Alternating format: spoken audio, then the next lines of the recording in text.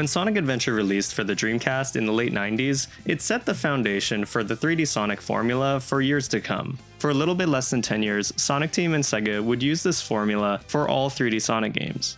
Over the years, 5 adventure-style Sonic games were released: Sonic Adventure, Sonic Adventure 2, Sonic Heroes, Shadow the Hedgehog, and Sonic 06, or Sonic the Hedgehog. Sonic Rush Adventure and Sonic World Adventure don't count here, obviously. I think Shadow the Hedgehog and Sonic 06 have their moments, but their reputation at release pretty much killed the adventure games in Sega's eyes. While the games would move on to the boost formula over time, this style of 3D platforming, in my opinion, never really got fleshed out. Sonic Frontiers did come a bit close to the old style, but even with ports of the old levels, its mechanics don't feel quite the same. I've played all of the Sonic Adventure games pretty extensively, and while I think it's my preferred way of running around as Sonic, I honestly don't think Sega ever came close to perfecting the gameplay. Still, I feel that the closest they did get was with the speed stages in Sonic Adventure 2. Sonic Adventure 2, or SA2, I think had the best balance of movement, mechanics, and level design that the series ever saw. I want to break down why I think this way by looking back at the design of Sonic Adventure and the other adventure era games, to really break down what we lost by moving away from this formula. So I hope you'll join me as we take a deep dive into the adventure formula to find out just what makes it tick, and the reasons why I find Sonic Adventure 2 just endlessly entertaining. I'm going to preface this section by saying Sonic games are generally built around the idea of replayability. It's generally accepted knowledge at this point that you're meant to replay these games over and over in order to explore new routes or beat your best time. They've got short, action-packed levels that are usually meant to be played over and over to build up experience and have more fun on your next run. I think that the replayability of Sonic games are a big part of why fans always come back for more. So how does an adventure-style Sonic game work? I think the adventure-style games were defined by a few major aspects. They featured movement where you could reasonably go in any direction you wanted. They had multiple playable characters with a focus on the original Hedgehog, and a 2-button control scheme, where A jumps and B does everything else. Let's start with the original Sonic Adventure on Dreamcast. Sonic Adventure 1 has probably the most open-ended level design of any of the other games, and gives the players the option to spin dash and jump and find all sorts of different routes and skips in the levels. In Speed Highway, there are some large jumps that you can do from building to building to completely avoid the intended path. They were well aware that you could and would do these things, and Sonic Team would hide a small little bonus around these seemingly unimportant areas. I think that Sonic Adventure 1 really lays the foundation of high-speed levels that you may or may not be able to skip and play around with. Yeah, not bad. Skipping ahead, Sonic Heroes would follow up with a team system, allowing you to swap between a speed, power, and flying type. Heroes' big change to the formula was maybe not a welcome one, but it does work from time to time, and the game honestly has some really great level design. Particularly when you're playing as Team Dark, there are some really good level skips and tricks that you can do to really flex your skill in the game. I think Heroes is a pretty solid entry, but it would begin a turn for the worse. Shadow the Hedgehog in 2005 would follow Heroes and use a lot of the same mechanics, but the introduction of weapons and vehicles would also slow things down to a crawl at times. What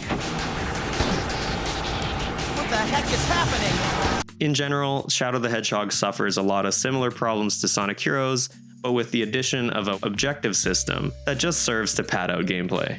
Unsurprisingly for a spin-off, it felt like a sidestep. The final adventure-style game, Sonic 06, was infamous for being a disaster for the franchise. Even though it was intended to be a return to the classic formula of Sonic Adventure 1 and 2, it honestly was just unfinished. There are confusing changes to the character controls, with some really rough physics, and an unusable spin dash among a plethora of buggy controls that don't really make the game any more fun unless you're just trying to break it. Just made it. When talking about adventure-style games, I also think I have to shout out Project 06. It's honestly a fascinating project that I've been keeping track of since they had their first Sonic release years ago. If you like Sonic Adventure games though, you're probably aware of this. If you aren't, definitely go check it out. I think Project 06 does justice for a lot of what Sonic 06 originally had to offer, and also probably justifies the entire adventure formula for a lot of modern fans. That was incredible! With all these games in mind, it's pretty clear to me that in order to succeed, the best adventure games have high-speed gameplay, player skill expression, a good selection of alternate routes with straightforward level design, and one final special ingredient.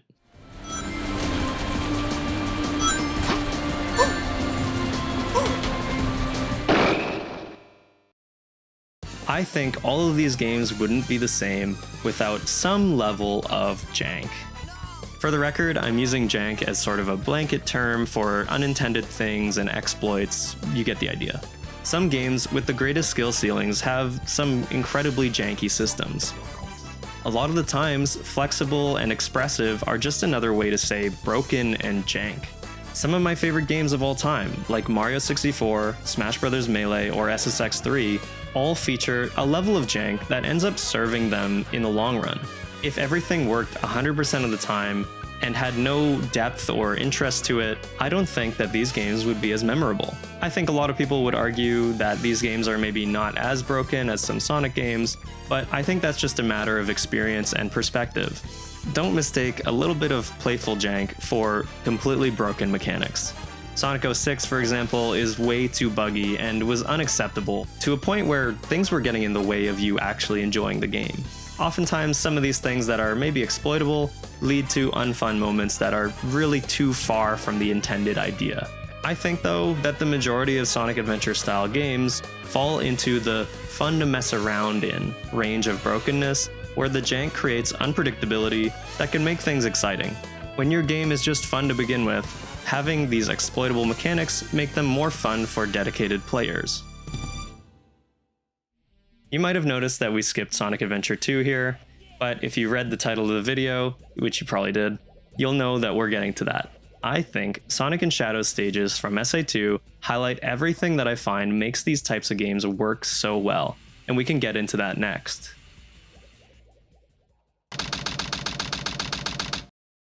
As you might have already known, Sonic Adventure 2 expanded a lot on the original Sonic Adventure game. They added instant lightspeed dashes, so you can go through trails of rings quickly, and they also added grind rails, which would appear as a mechanic in basically every other Sonic game from then on.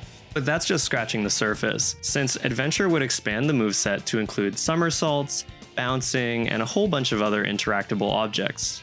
The new skate-inspired moveset would expand Sonic and Shadow's abilities to run through levels and create a sense of style and expression that just wasn't really there in Adventure 1. I feel that Adventure 1 recreated the classic 2D feel really well, but Adventure 2 created its own 3D identity. With this new moveset, they had to get the feeling of the physics right as well. I find that the physics in SA2 feel very deliberate, and they give you just enough control without having your decision-making made inconsequential.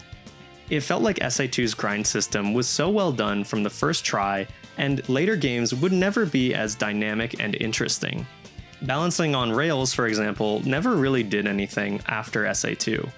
In Radical Highway as Shadow, you can ride the rail back and forth to reach an area that you might not have followed the correct route for, and this is partially due to the dynamic rail physics. In the modern games, you can either homing attack a rail, and later you can boost to just gather that speed for free. SA2 often requires you to spin dash or bounce onto the rail in order to carry momentum, and I think that just feels much more rewarding. I think the holding and releasing of the two action buttons make SA2's player controller feel even better. If you hold the jump button on contact with an enemy, Sonic will do a higher bounce off of a target, which can help you assess a situation, reach another target, or grind rail. It's nothing crazy, but holding the jump button also will often give you a Chaos Drive, which gives you a few bonus points. You can also perform some really fun skips by holding the jump button down when hitting these wide bumpers. There's a tactile and intentional feeling to holding and releasing the jump and action button in SA2 that the later games kind of seem to forget about. I think automation became more of a problem in the boost formula, and SA2's flexibility helps it stand out even after all these years.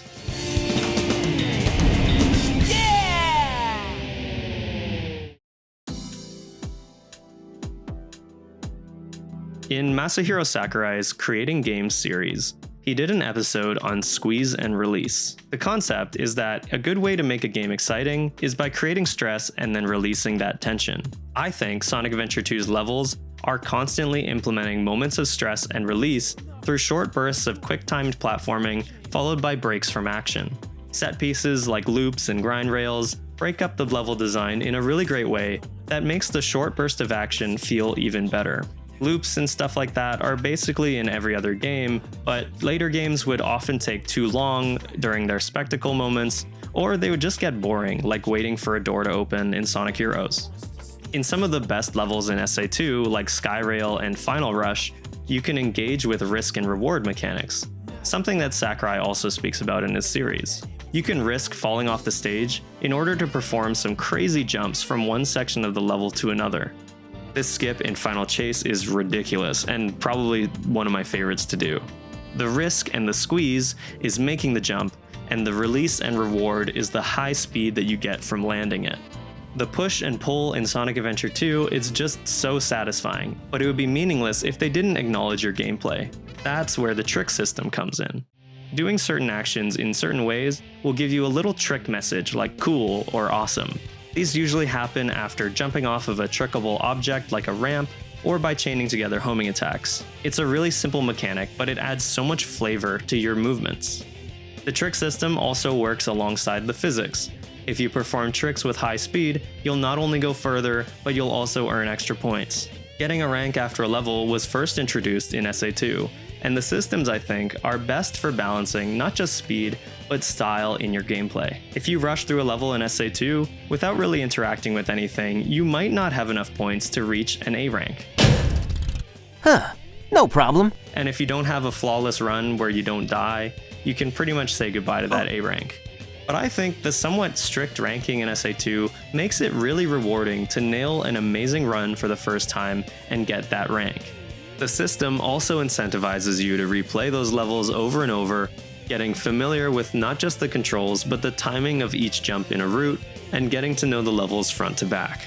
Like I mentioned before, adventure-style Sonic games make clever use of alternate paths in order to make level design more interesting and engaging. The thing is, low and high routes don't work quite the same as they do from 2D games to 3D, so SA2 implements things that skip stages or make things faster. There's also loads of small diversions that you can take in order to catch some more score, but doesn't necessarily engage with complex paths in the same way. But I still think that the alternate routes in SA2 keep things interesting, and it turns a high-scoring path into more of a choreographed routine. Sonic Adventure 2 starts as a platforming game where you get from point A to point B, but then turns into a score attack game where you try to get as many points as you can in the least amount of time. With everything I explained in mind, I want to break down the final level in Sonic's story, Final Rush. Final Rush has really got it all. Great soundtrack, great level mechanics, and a great atmosphere. The entire level is based around the grind mechanic. You have rails to trick off of to rack up score, and these little ramp rails that shoot yourself up. If you take things easy, you can follow the main pathways, but there's loads of alternate routes with different levels of risk and reward to them. The level is all squeeze and release, risk and reward incarnate. You can do some insane jumps here if you understand the physics and level geometry, and it's so addictive to do all of it in one solid run. From the start of the level, you can go along a few alternate paths, which all put you in this great set-piece rail section, which you can skip if you want. I love this jump right after this part too, with this long rail that you have to follow to get a hold of. And of course it rewards you for taking that risk with a high-scoring trick jump. The middle section here is probably the hardest part if you aren't used to the mechanics, but the little rail boxes are a lot of fun to chain together, especially in the hard mode version. The next portion opens up again into this sort of valley, with so many options to play around with. Honestly, the worst thing about Final Rush is that some sections do go unused once you're familiar with level design. The physics, the risk-reward system, the rank system, tricking, it all comes together to make Sonic Adventure 2 feel so good once you get used to it.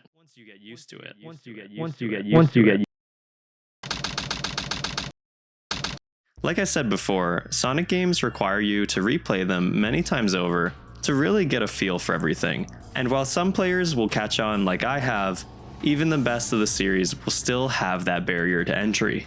Sonic Adventure 2 is no different. I stand by everything I said in the previous segment, but it's not fair to ignore the fact that the game's janky controls and other issues won't really matter to somebody new. There are a lot of moments, even when I recorded my own playthrough, where I fell through geometry, flew off of a rail in a bad way, or got caught on a scripted sequence. These things are a lot easier to ignore when you've been playing the same game for 20 years. SA2's movement at times can just feel unnatural, and the 2-button system has so many limitations it's not even funny.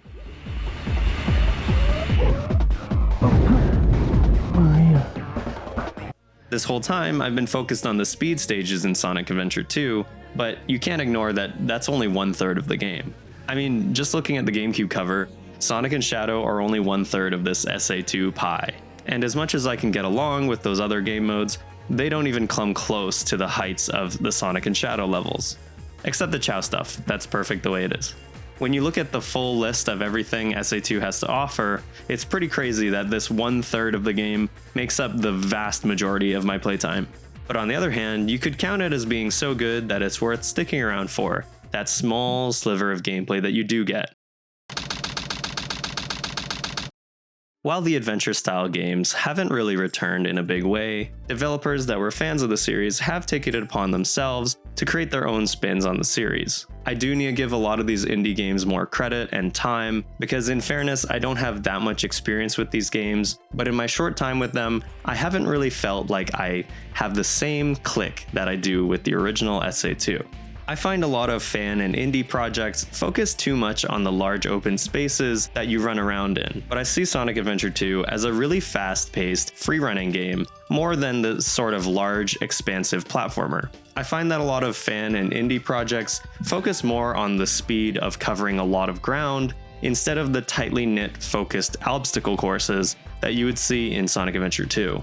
I think a lot of Sonic fans say, we need more open paths and large worlds to explore, and developers respond with gigantic worlds that you just run around in and don't have that same choreographed feeling. It can be a lot of fun to mess around in really big maps and cover lots of ground really quick, rolling off of ramps and stuff like that. It's really good, but it's not the same.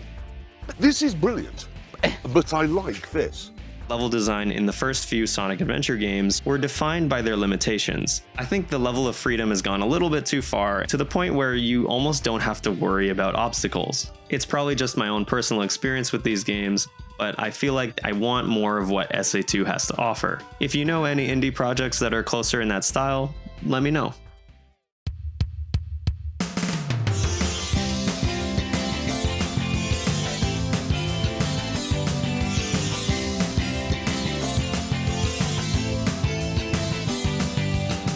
This might be a hot take, but I think balancing time with style should be more important. I think the trick system is one of my favorite parts of SA2, and I would love to see a Sonic game that focuses on that. I find that Adventure 2 has so many similarities to games like Jet Set Radio Future and Tony Hawk Pro Skater. Given Sonic wears soap shoes in this game, and Shadow is basically rollerblading, I'd love to see a game that leans into that identity. So this is what I would do with Sonic Adventure 2.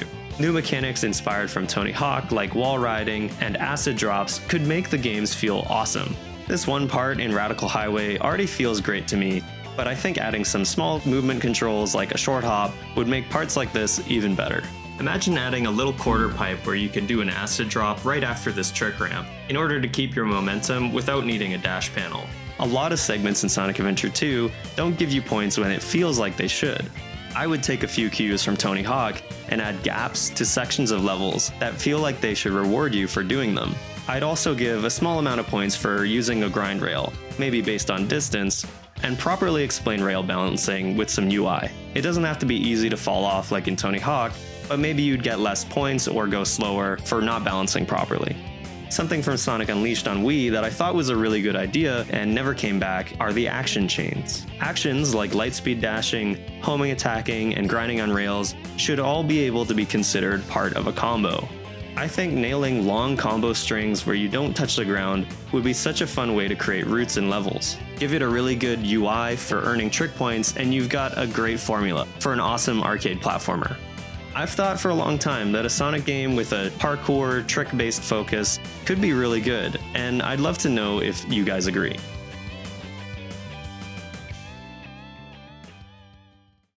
Sonic Adventure 2 is a game that I've been playing for 20 years now, and I feel like that style of gameplay has just never been perfected, and they got so close. The risk and reward systems that you can employ for yourself in order to get your rank as high as you can is so much fun. SA2's got such a dynamic and expressive control scheme, and all of its systems work together to make a really exciting game to replay countless times. There's a reason why I come back to this game at least once a year. You know, what can I say? I die hard. Either way, that's it for me today. I hope you enjoyed the video, and if you did, please leave a comment below and let me know what you think of that original adventure style.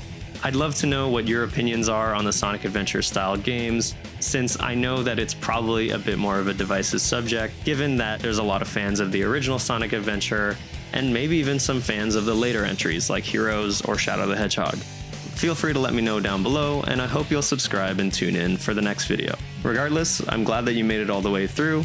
If you want to see another Sonic video, I do have one about the Chow Garden, and you can check that out on my channel. Thanks again for watching, and take care.